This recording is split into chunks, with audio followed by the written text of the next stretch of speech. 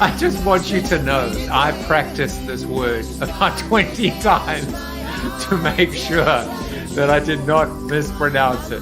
I have a question. Has anyone ever said with all due respect and then not followed up with a zinger? His side of the bed. If I come in and I'm on the other side, he will move it. Yeah, that's it. Which side do you like? With all due respect, you make a good point. Cheery Oreos! Toasted Oreos! Mute. He's muted. I love what he's saying. He doesn't need sounds. You're so small, squishing your head, Joseph. You can. Do it with me, Joe. With all due respect, you really do look handsome, Bruce. Cheery Oreos! Toasted Oreos! Look at you! You are insane! How did I do that? You're How insane! Did I do that? You just made the intro reel. Yes, you did. You're insane.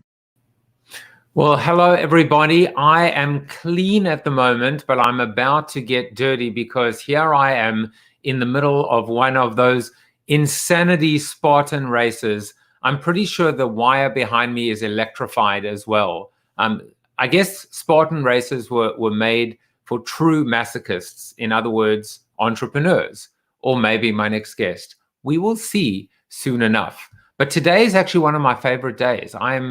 I just can't tell you how happy I am that it is National Carrot Cake Day. This is my weakness. This is my kryptonite.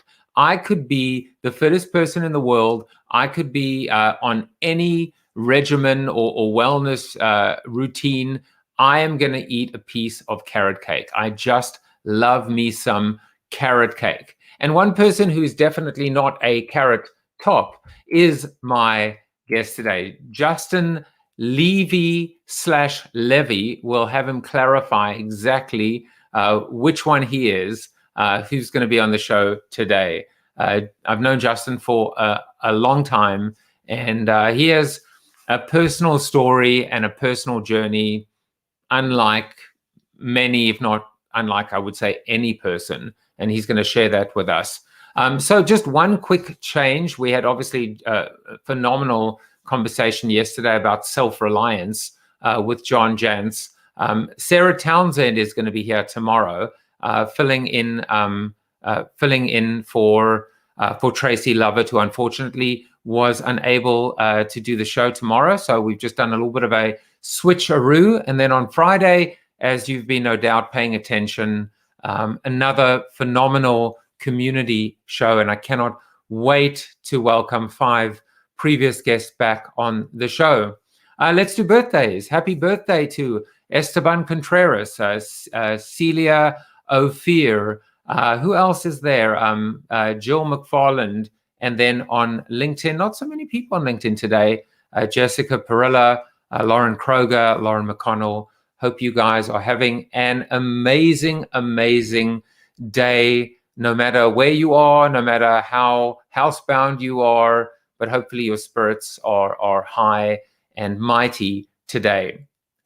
Well, in keeping with the theme of today, and you will see why shortly, I'm going to be talking to you about perseverance.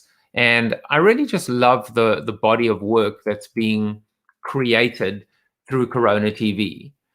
Tenacity, resilience, today self-reliance, today perseverance. It's so awesome for me to be able to go deep and think deep on these words that just transcend the actual letters that make them up, but for the most part actually become calls to arms or calls to action.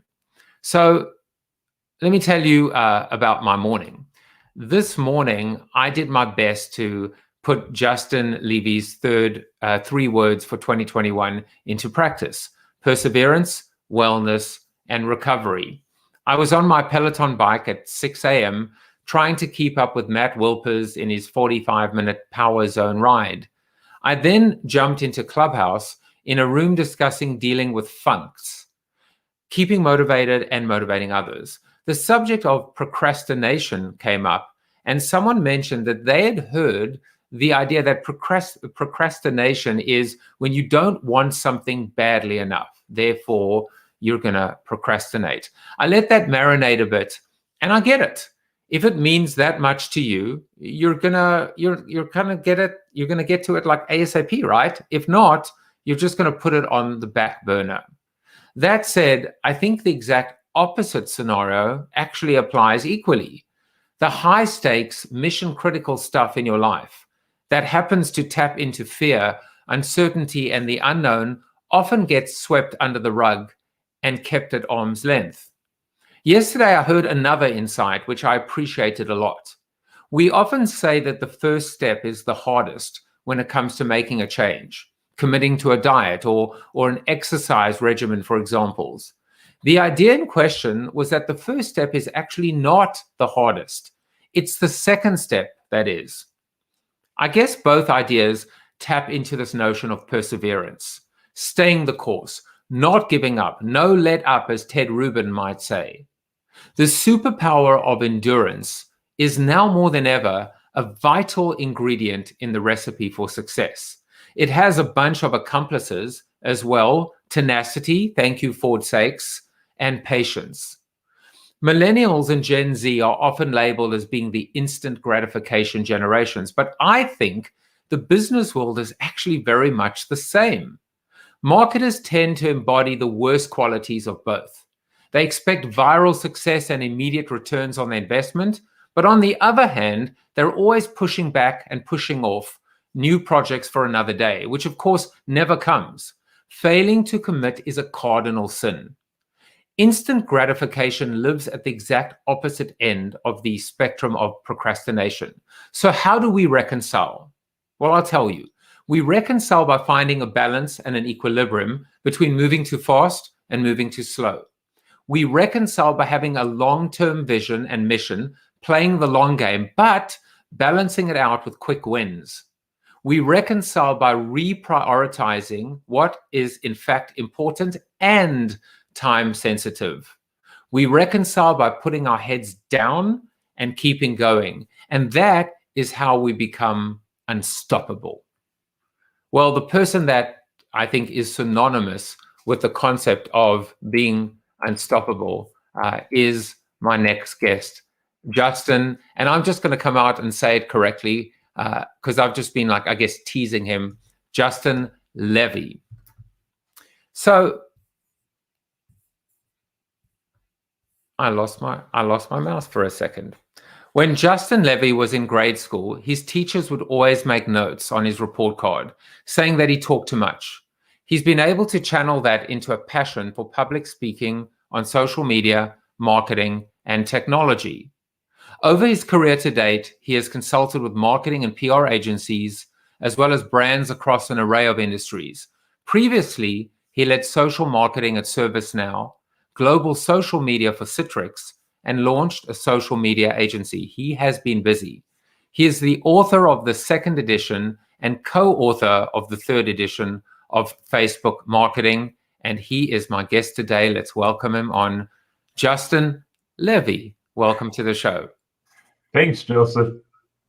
So we were going on about Levy versus Levy, right? The South African says Levy, but the American says Levy. Levy. Well, I think that you can have either, right? But like I was telling you, my entire life growing up, I've had what I think is a very easy to understand first name of Justin, but I've had Justin and Jason. And then for a last name, I've had Levy, Levy, and Levi. So I just go with essentially whatever anyone says. If they say Jason Levy, when I'm on stage, I just say yes. It is what it is. Well, I've said this a lot, that for some reason, I get called Jeff a lot. Now, I mean, a lot. And I think it's because of, my email address, Jaffe @ and Jaffe Juice. And somehow Joseph Jaffe, Jaffe Juice, Jaffe @ getthejuice.com becomes Jeff. Now, growing up in South Africa, the confusion was always between the last names, Jaffe and Joffe. And actually, I've been called Jaffe Joffe before, which, do you remember what movie that's from? Oh, I'm drawing a blank. King Jaffe Joffe. Was it Lion King? No, but Jaffe Joffer was the king of Zamunda from Coming to America. Oh yes, yes. That's actually one of my favorite movies, and I just saw that they're making a new version of it for one of the platforms. I know. Netflix, HBO Max, something like that. Don't do it. Don't do it. Don't mess with perfection. But of course, another movie that actually brings all of these pronunciations or mispronunciations in is Young Frankenstein. It's Frankenstein. And then I started and with that idea of Frankenstein, whenever Rod Rosenstein was on television, he would either be called Rosenstein or referred to, I should say, as Rosenstein or Rosenstein. So every single time 50% of the commentators referred to him as Rosenstein, I would just go, it's Rosenstein. And every time they referred to him as Rosenstein, I would say, it's Rosenstein. And that was obviously incarnating young Frankenstein. It's Frankenstein. You know what I mean? Yeah. So anyway, enough blather. But we're still gonna do some fun facts about you, Mr. Justin Levy. So there are some very interesting fun facts about you. Here is the first one. That it turns out that you were one of the first 20 to 25 people in the country to receive a master's in Homeland Security. And I didn't know this. UConn was the first university to actually start offering this. So I feel safer already, Justin. Yeah, so it was, I graduated my bachelor's with a dual degree, or graduated from undergrad with a dual bachelor's degree in criminal justice and sociology. And that was in 2004. And then in 2005, so, we're 4 years post 9/11, the Naval Postgraduate School, in conjunction with the Department of Homeland Security, had partnered with UConn, being the first university in the country to form this degree in Homeland Security. And they had about 70 people from around the country apply. I was one of the first 20 to be accepted. And the quote unquote professors were all people that were active in the field there, because that hadn't been developed into someone that had been just an academic at that point, right? We're not talking 10, 20, 30, 40 years where someone has had time to just be focused in academics. So we had people that were with the FBI JTTF, the Joint Terrorism Task Force. We had members that were from three-letter agencies that they couldn't tell us where they were from. We had special operations folks.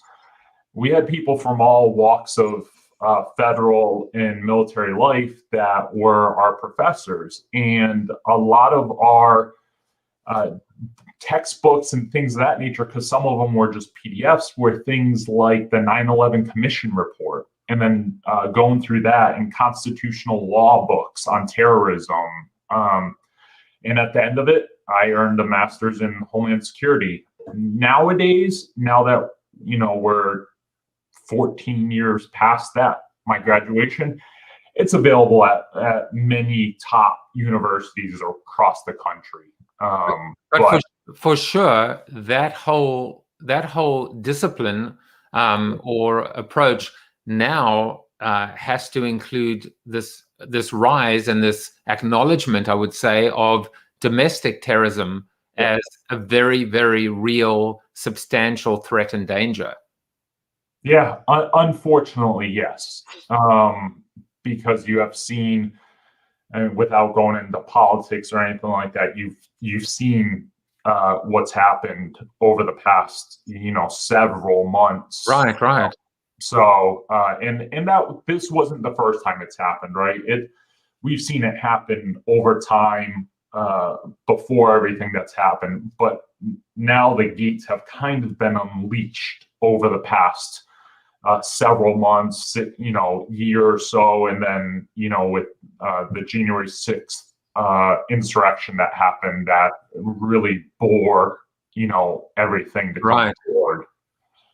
So, by the way, I'm just looking at some of the comments. Seth Spark says, "Can't miss Justin," and Tom Morris says, "My birthday cake every year is carrot cake." So, yet another thing that we have in common, which is good to hear and good to see. And then Tom adds, he says, "You do names as well as anyone, Jeff." And Mr. Steve Garfield says, "It's Frankenstein." So thank you. He is my fact checker, my Snopes buster, Mr. Steve Garfield. So that is good to hear. Now, there is something else about you, and there's definitely a little bit of a common thread. So in a previous role, you traveled to Manila, I guess so many times that this is crazy. Your in-laws actually believed it was a cover for being in the CIA. And I think they had very good cause, because rumor has it that you might have been recruited to the CIA. And we actually have some you look a bit like Sacha Baron Cohen, actually, who was in The Spy. There are too many coincidences here. So maybe once and for all, just tell us, are you in the Mossad? You're not in the Mossad. I am in the Mossad. I'm not in the Mossad. I'm not. Shortly after, so during my, while I was in my master's program, someone that had, and just as I predicted, my cat would come and visit. So everyone will get to say hi to him in a second. But when I was in my master's program, there was a consultant that worked with the CIA, and he happened to, unfortunately, be across the street from the Pentagon the day that 9/11 happened. And, I had, at that point, when I was in my undergrad and what have you, I had either wanted to work for the Secret Service, the DSS, which is the Department of Security, essentially, for the State Department. So they protect dignitaries and the Secretary of State, and essentially what most of us know about the Secret Service is presidential detail, but they do it for the State Department and the CIA. Those were the three I was interested in. And so I talked to him about, what the chances were and whatnot. He said, throw in an application. And if you go to the CIA's website, along with many of these federal agencies, it's like any other company's website. You fill out this document, you upload your resume, answer some questions, and off you go. At that period of time, the CIA was receiving between 300 to 400,000 applications a year. And about 9 months later, I received a letter at my house that was from the USA Construction Company. And it said, thanks for applying to the USA Construction Company. And it was a full letter, so it had some other stuff in it. And in the middle, and I'm getting ready to tear it up, and like, what is this type thing? And I didn't apply to them. And near the midpoint of the letter said, we'll call you for your first interview on this date and time. But beforehand, we highly recommend that you go read this book. And here's the ISBN number. So I went to my local Barnes & Noble and looked it up, and it was a book called First In. And the book details the CIA's involvement in going into Afghanistan right after 9/11 and helping to lay the groundwork for a lot of the special forces like the Navy SEALs that came in. And so that's how I knew it was the CIA. And I was called by a handler not too long after that and walked down to a certain path with them. But I got to a certain path in the hiring process where I asked my handler if I'd be able to have a family and what that looked like. And, I was going into the operations side of the house. That's where I wanted to be, not the analyst side. And so the operations side meant that you could be, sent out as a true spy anywhere in the world at any point in time. They also have on that side of the organization, they have a paramilitary operation And that was all the stuff that interested me. So, she had said, obviously, we can't, as an organization, can't stop you from having the life that you want to have. But do understand, you don't work for us. Your immediate family knows that you do, but you don't work for us. So you work for a Department of Transportation or here, there, or somewhere else, some small consultancy. Your wife and family have to uphold your cover at all times. So if we stop them in a grocery store, they have to say that you work for this consultancy or other federal department. And you have to keep a go bag because you could have to literally go tomorrow. And that's hard. That's when you're 22, 23, it sounds super cool, Jason Bourne-ish and all that. But when you really come to terms with the fact that if you win awards, they're going to be in a basement, you can't keep them. And in a sense, you can't really have a family. Or a family, your family has to understand. So a lot of the people you see get married are people that marry others in special forces or that are within an organization like the NSA, JTTF, or places like that. So I didn't move on with the hiring process, but then I went to work for essentially my first job out of college. And I was at that job at the time. And that's where, I met my wife, not working there, but we met during that time. And the company that I worked for ran call centers in Manila. And so I helped manage those call centers. So I went to Manila 4 or 5 times or so. And my father-in-law used to be in the Navy. And so it became a running joke with them and with my wife was, Justin just told us that he was recruited by the CIA. It's just too coincidental. Yeah, he's in Manila for 10 days at a clip working for this. It was a plaque company, and some things don't add up here. Well, now, first of all, just a bit of clarification. It's actually pronounced Bourne, not Born. I'm just joking. But the other thing is, now that you've shared this, you do know that this is live on the interwebs right now. I'm just warning you that the U.S. construction company might be coming for you, that you've spilled the beans or the secrets, but hopefully not. I have it on good authority that the CIA are recruiting people on Clubhouse right now, so I think we're okay. But that was a very cool story. You see them on. They've cast a wider and wider net over the years. So, you can see them. I've been targeted with the ads, right, on LinkedIn.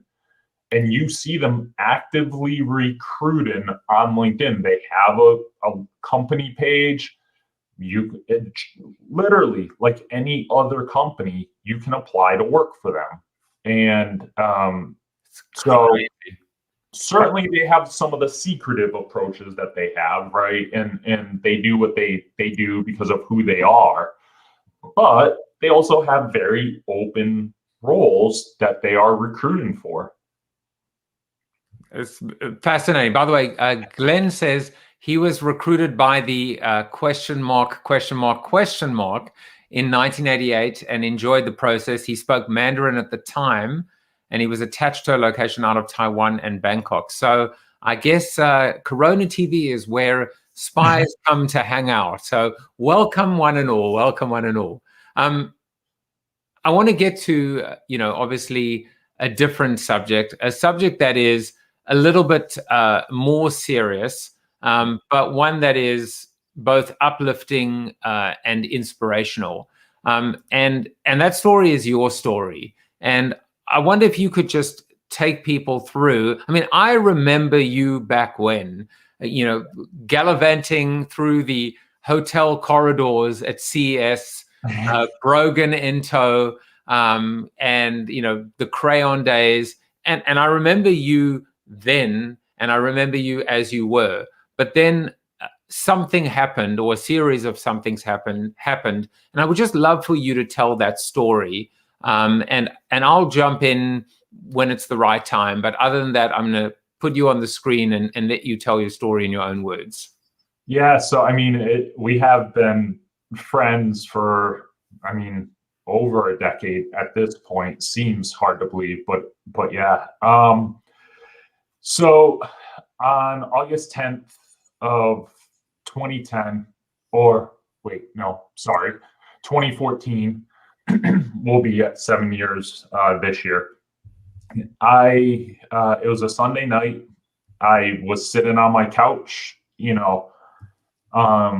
and around 6 o'clock at night, my wife was in our kitchen cooking my mid-morning meals. So I eat a fairly strict diet. Now I've changed the way that my meals are structured, but then it was breast of chicken, broccoli, and half cup of brown rice.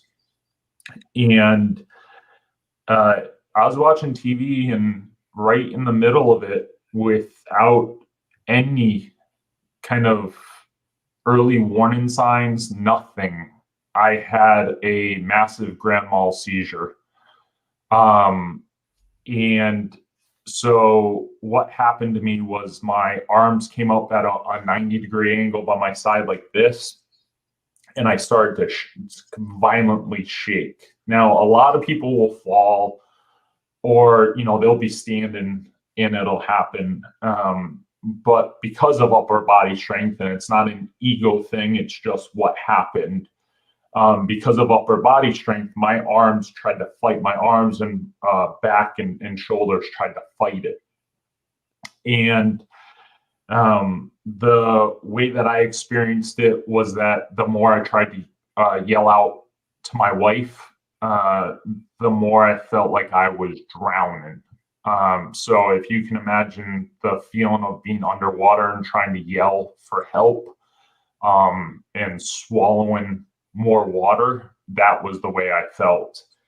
Now, when you look up the research on it and things of that nature, it says that most people only stay awake for, 3 to 8 seconds or something like that before they lose consciousness. But of course, when you're right in the middle of it, it feels like hours. The next thing I knew was that I woke up in the back of an ambulance and surrounded by emergency personnel, and looking out the back, I could see fire trucks and police cars and concerned neighbors.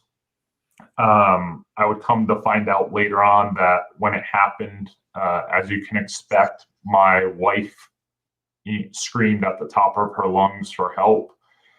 And our downstairs neighbor was a ICU nurse, cardio ICU nurse. So she ran upstairs and came and helped, and called 911 and was able to relay some, more kind of medically coherent information to them to help. And other neighbors that heard the scream came over out of concern. And at that period of time, once I came to, they ask you questions as you're coming out of it. Things like, who's the president of the United States? What day is it? Date, year, stuff like that. Things that, we should all know. And as you're coming out of it, at least for me, everyone experienced these differently, those that sadly go through it. But there comes a point where you don't know anything.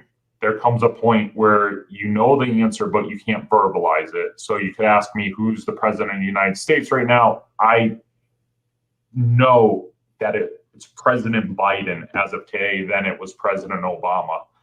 I just can't verbalize it. And then a couple minutes later or something, I could tell you, I could actually verbalize it. But so that happened. And at the same time, I felt excruciating pain through my shoulders and through my arms, and I couldn't lift my hands 6 inches or so off of my knees. And I told the paramedics that, and they told me that when you have a seizure, it's like an electrical storm happens in the brain, right? Everything fires at once and it causes you to lock up. And that was probably what I was coming down from. But after being someone that has worked out for decades, I knew that I sensed that it was something a lot worse than that. So we got to the emergency room. Once they transferred me onto the bed, or in the process of being transferred, I had another seizure at the hospital. And throughout the course of that night, so initially while I'm laying there and I'm have nothing better to do essentially with my life, I checked in on Facebook and said, well, this isn't how I expected my weekend to end, and checked in at the hospital, because naturally that's what any of us would do after you have a seizure. But I checked in, and out of that I received hundreds of comments and likes, and anyone that had my cell phone number, my wife's, or however they could get in touch with us, they did. And that night would be spent going through MRIs and X-rays and CAT scans and pretty much every test that was humanly possible. And out of that came that they realized that I had a oglio tumor, what's called an oglio tumor, on my brain, in the front left corner of my brain. And so that sits on the speech path, or on the motor skills strip, and just in front of the speech pathways is where mine was, and it was a stage 2 tumor. So I stayed in that hospital for 12 days to recover from my shoulders.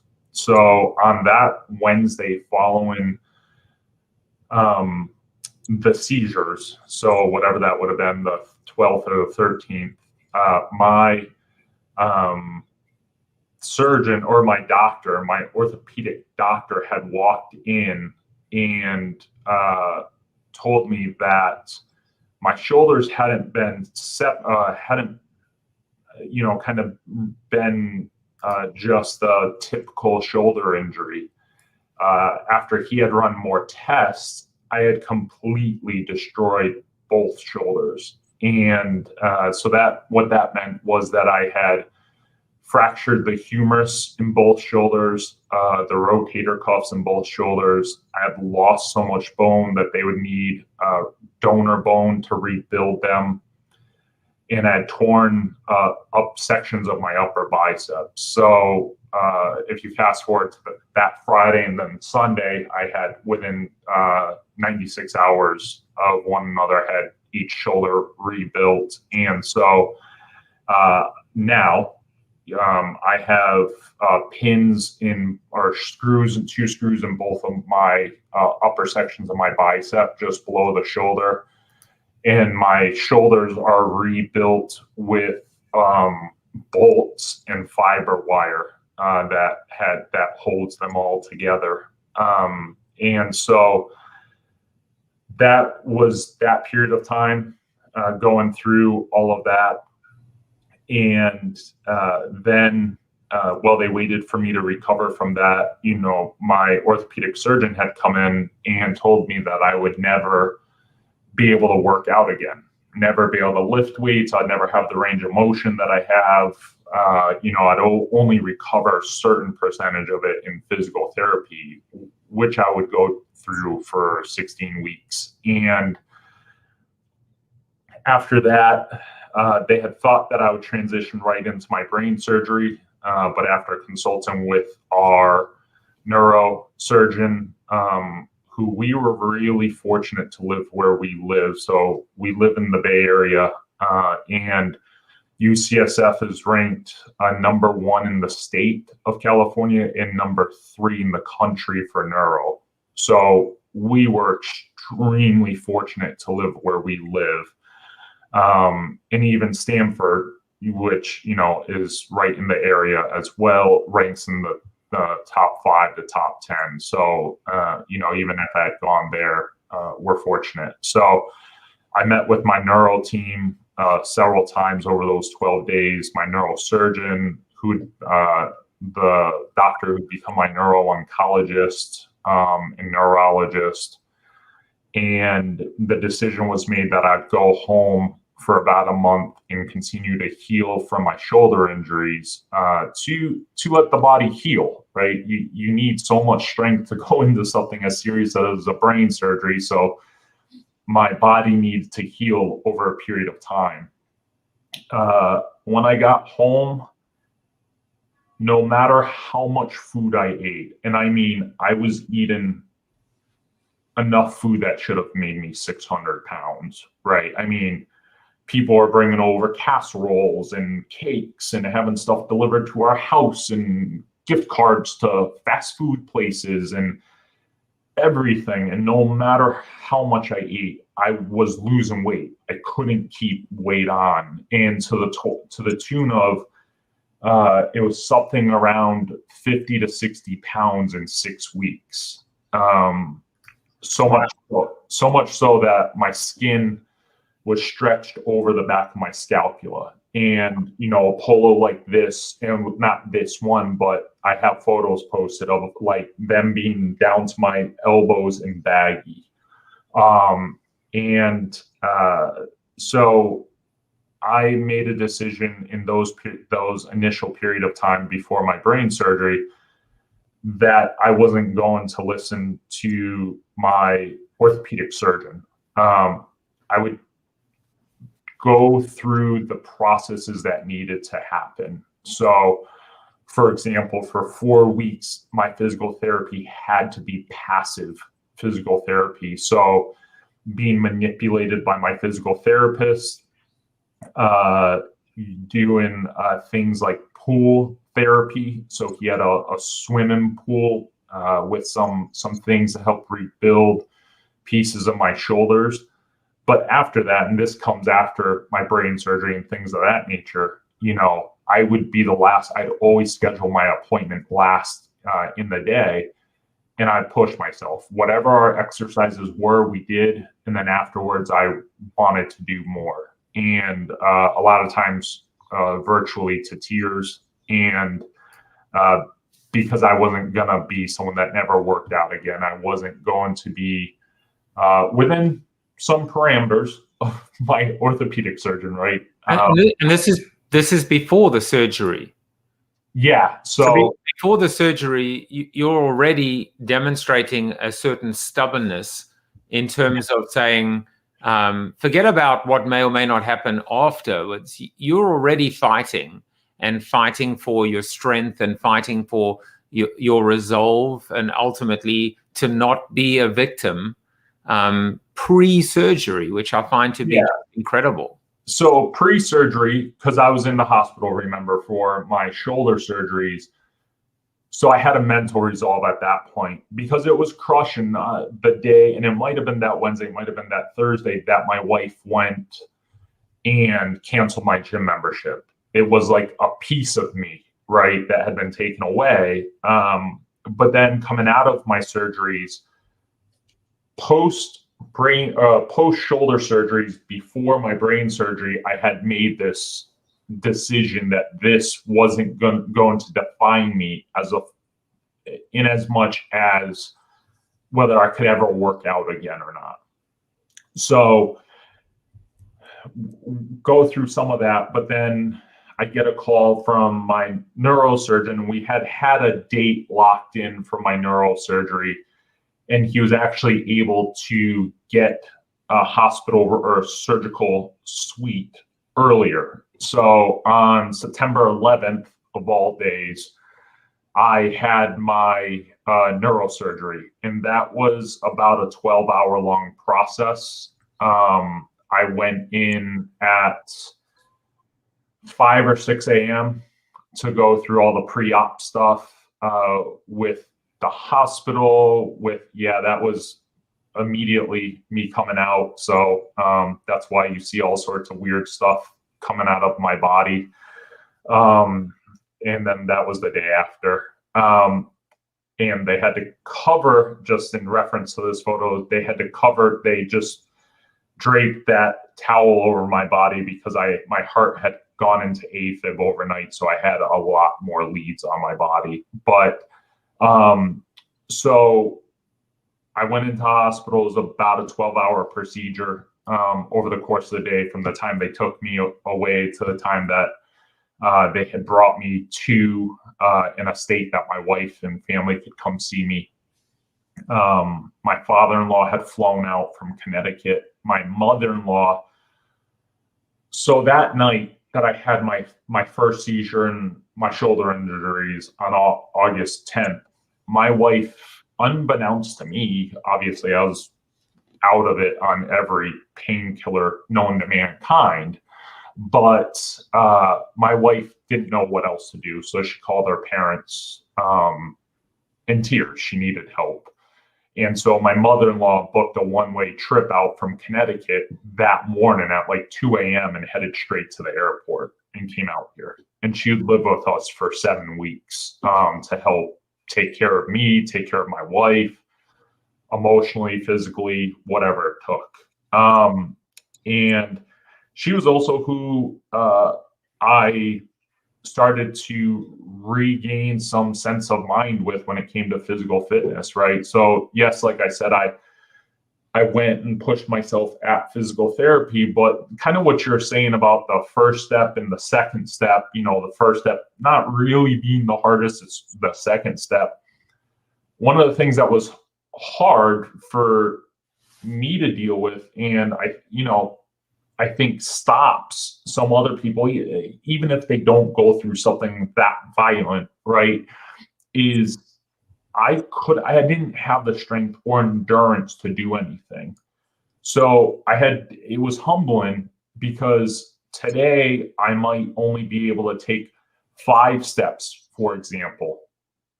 So then tomorrow my resolve was to take 6, and then 7, and 8.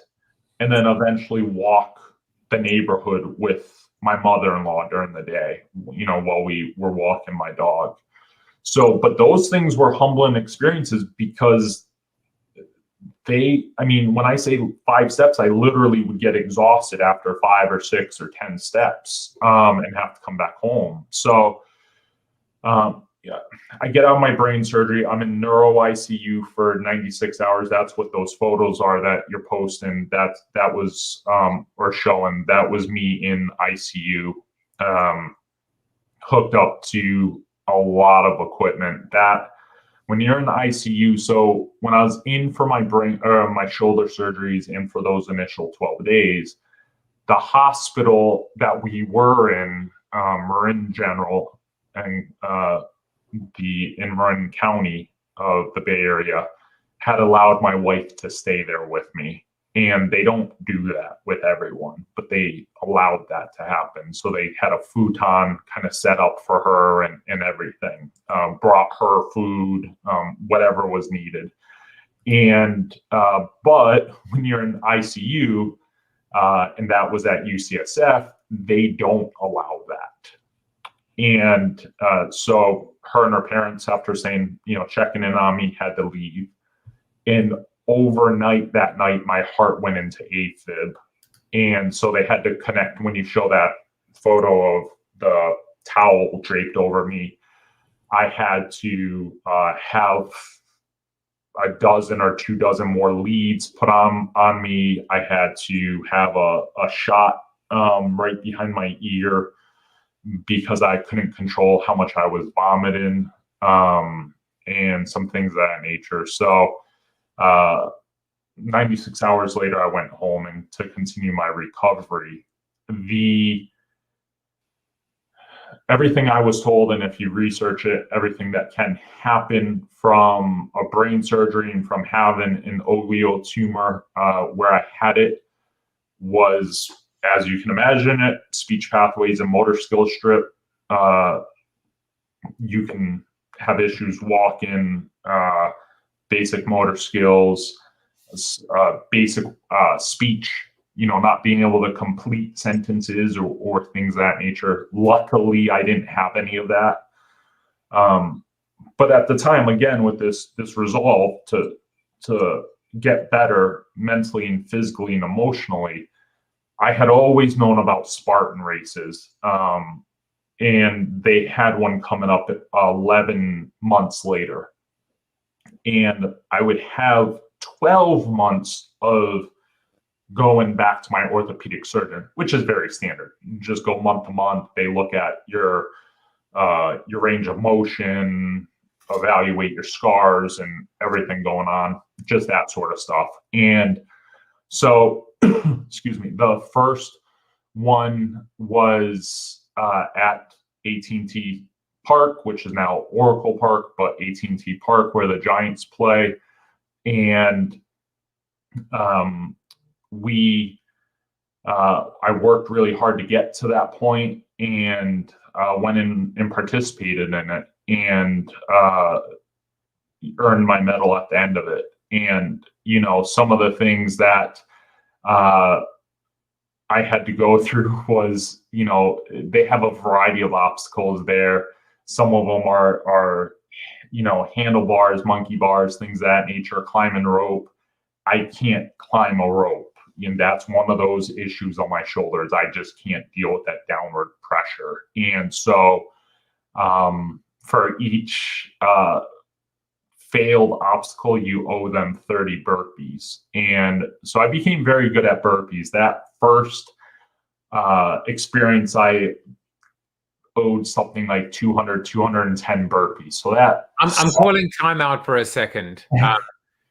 Because of what happened to you, you couldn't do certain obstacles, and Yep. they still punished you and made you do burpees, or did you insist on doing the burpees, saying, "Hey, listen, I don't want a handout here. I don't need a hand up or a handout. I'm just, you know, I'm gonna do this my way, and to hell with whatever condition I have. If this is the punishment, then you know what? I committed the crime, and I'm gonna just, you know, take it like a man." Yeah, I mean, so, and it's a good question. It's not like you tell them going into it, right?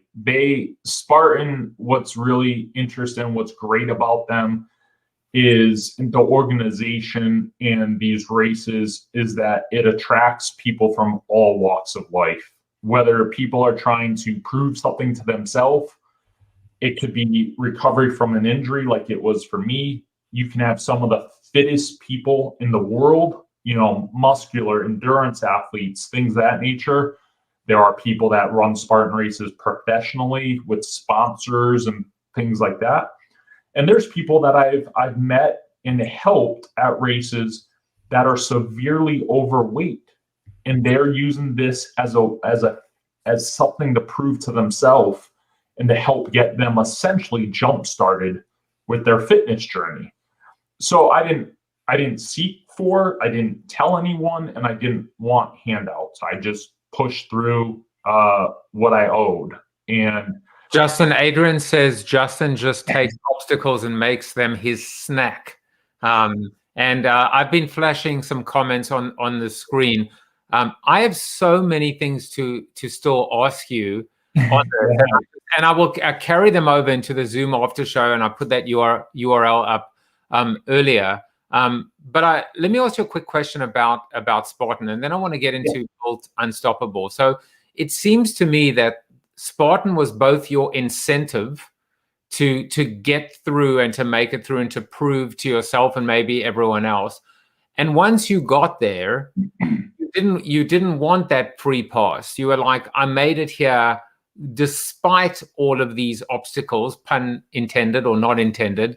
And now I'm just going to kind of do this as if everything were the same, so to speak. Yeah. So I love how Spartan maybe pulled you through, but obviously many other things pulled you through as well.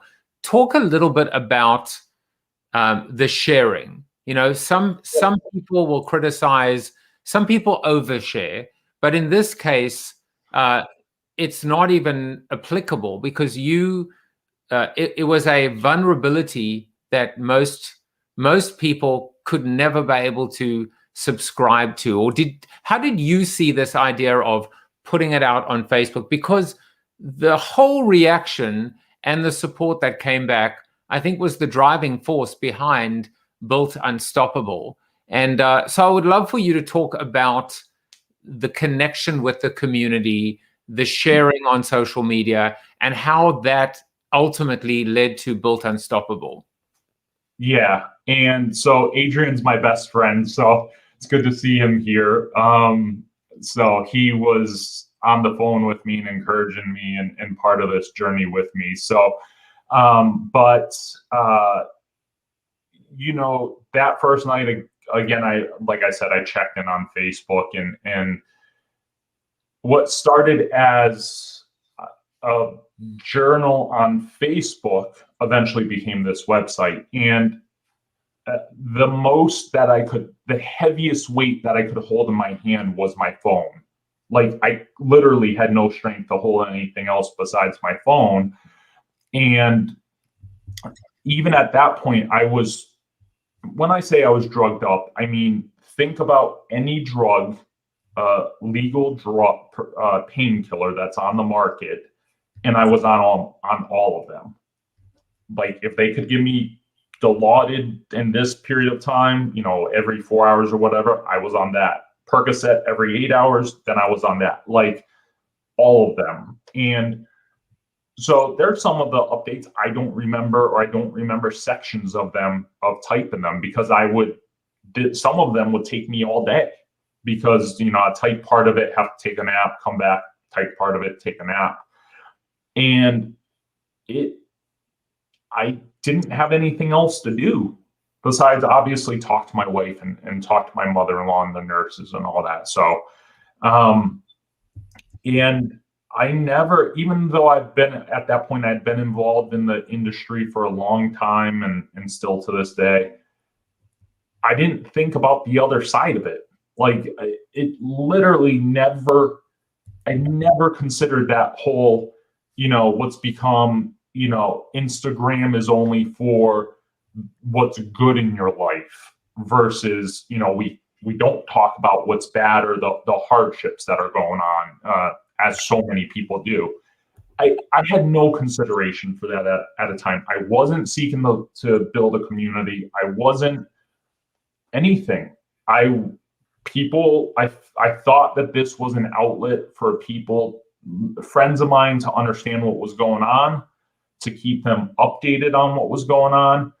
And what started as that first Facebook check-in ended up evolving to 545 days of writing without taking a day off. It was around 175,000 words. And I never missed a day on vacations. I got to my brother and sister-in-law's apartment in New York once, and to see my 2-week-old niece at the time. And I didn't get to my hotel room until 2 a.m. And that's when I typed the update. So I always did it. And it built into this thing where people would reach out and think or check on if something was wrong because they hadn't seen an update by 8 or 9 o'clock at night on the PT, right? Because that's usually when I sat down to write it. And it just evolved. So it started on Facebook. One of my former VP of Global Comms got on Facebook because of it. She wasn't on there beforehand. And one night, I wish I could take credit for the name Built Unstoppable, but I can't. One day, 2 friends of mine, Jason and Caroline Zook, surprised me by securing this domain name, coming up with the name, securing the domain name, coming up with some initial logos for it, and building it out and transferring all the content that I had at that time onto there. And from there on, I would dual post for those people that, you know, didn't go to the website. I'd take the Facebook update and post it over onto Built Unstoppable. And like I said, I kept that up until 545 days. That last post at 545th day was my final day of chemo. So after that, that was where I just thought was the reasonable line of this was the full journey that happened. Now, since then, and I've written about this, since then, luckily, I haven't had a seizure over past couple of years. But after that last post, I had several more seizures after that. But a couple at work, one out to a business dinner in Las Vegas, and some other things that happened. Why did you have, I remember that, why did you have additional seizures if this tumor had been, shrunk or taken out? So, I mean, what started out as a tumor and, a seizure because of the tumor had evolved into having epilepsy, right? And you can be anywhere on the spectrum. Most people know epilepsy from people that have a lot of seizures. And when I say a lot of seizures, there's people I know that unfortunately deal with multiple per week or multiple per month. But over a period of time, it's hard to dial in what medications and what version of medications will help, right? So I had to go through a lot of blood tests to see if certain levels of certain meds were at the correct levels within my bloodstream. Okay, well, this one isn't working, so let's layer this other one in. So, for example, and then when they added this third medication, that's what kind of has stopped it now, knock on wood. But there will always be a risk. There always will be an inherent risk that I could have one. So I take on a daily basis 10 pills every day to help not have a seizure. So I'll be on that for the rest of my life. So Justin, I have two quick questions for you. Yeah. The first is, safe to say, and correct me if you see this otherwise, that when you started this, you were doing it for yourself. You were doing it because you didn't have anything to do. You were doing it almost just because it gave you something to do. But what it has evolved in is, I guess, the power of community, where maybe the obligation, the responsibility that you bore, that fell on you to not miss a day, it actually moved from being about you to being about everyone else. Would that be safe to say? It absolutely would. And out of that kind of transition, also, it became a motivator for others. And that started out initially. Some people got motivated and reached out and said that they got motivated to lose weight or to take a dream vacation that they're waiting for, say, for their 25th anniversary, and they're going to take it now because you don't know what life will hold 10 years from now or something like that. But even to this day, I have had people reach out to me and ask me to speak to their significant others, or that other things, such as people that followed my story and they've had something happen within their life, or what have you. And it's not always seizure related or cancer related or what have you, because I had to go through chemo because of having brain cancer. And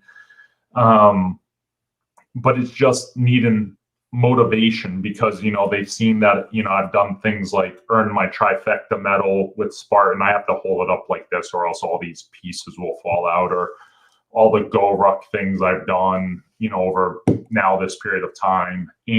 But it's people found motivation from the story, and so a lot of people have reached out to me, and this has transcended all of that. What started out as, hey guys, I had a seizure, this really sucks, to all the bits and pieces of the story, it's now moved on to this thing that I never intended it to be. It's a humbling experience when it happens, because I say ow just as anyone else, that when I bang my toe on the corner of something, right? It's not like it or anything like that. So I have to ask you a question now. People don't know this, but you are currently looking for a job. You're a job seeker. Yep. And we will carry this over into the Zoom after show to talk about what is it like to be looking for a job. What is it being a job seeker in the age of COVID? But I have to ask you this question: have you written a book? And if not, why not? And if so, and if not, why the hell are you looking for a job? You should be out on the speaker circuit helping train groups and organizations, etc. So, you know, I would wring your neck if you were here in front of me right now. Have you thought about that pathway, being an entrepreneur, but being a motivational speaker? Have you actually put this into a book? No, unfortunately. And it's something that a lot of our mutual friends, do it now. You know, Ann Handley, Cece Chapman, Clay Hebert, and dozens more have continued to push me to do. And that's been over the years. So, and I've just, I don't want to say there's no good reason, but it's just something that I haven't done, haven't made that step towards that. I'm not letting you back on the show until you come back and you report back on your progress to publish this book, and I will be a sounding board for you. But with all those good people that you mentioned, I am adding my name. I'm going to actually go and start a petition, you know, damn it. And look, Chip says as well, I mean, listen, for every zinger that he sends my way, he says something that I actually agree with. So he said, I'll add my voice, write a book, but then he also says that you could squeeze out real life Jaffe juice with your bare hands. So I don't like that comment very much.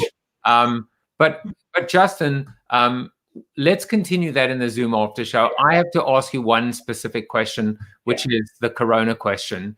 If you could go back to a year ago, so February 3rd, 2020, and you knew everything that you now know, what would you do differently? You know, I think that, so it's a kind of multi-part answer in a way. Around that time, and I don't know the exact time, right? But one of the smartest people I know, and you know him as well, Chris Penn, who his Saturday nights are spent having fun, pulling data from public sources and coding things and analyzing it, had already foreseen this coming, right? He was looking at all these data trends, and, you know, I was talking to him around this time, and he knew that something bad was coming. This wasn't going to be some blip on the screen type thing. And, well, no one that follows him really listened, and, you know, obviously we know what's happened here. And had I known during that period of time, or even knew previous to that, I would have looked for other ways, other sources of passive income, right? You know, for a lot of people, myself included, you've just seen a loss of income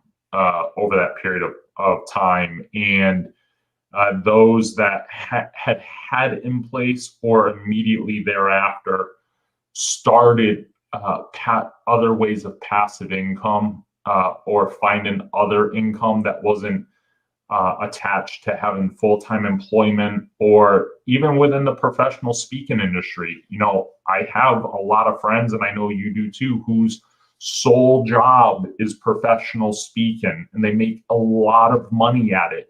And literally the carpet was pulled out from under them in an instant, and they had to go find something different. So had I known something back then, you know, around this time, I would have looked for that, because that was about 2.5 March. Yeah. About 2.5 months before I lost my full-time employment.